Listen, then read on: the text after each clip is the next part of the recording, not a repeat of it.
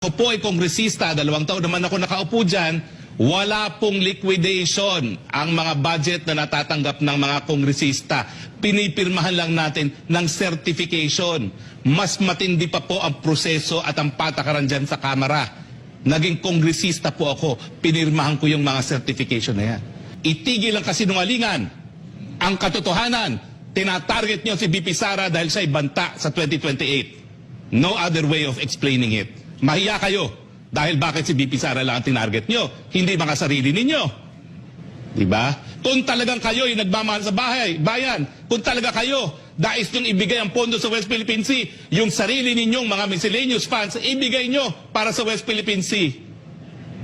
Huwag niyong sasabihin you are on the right side of history, tatanggalin nyo yung isang opisina lang ng Vice President, pero yung sa inyo, tatago nyo pa rin. Hypocrisy is that is the right word for you.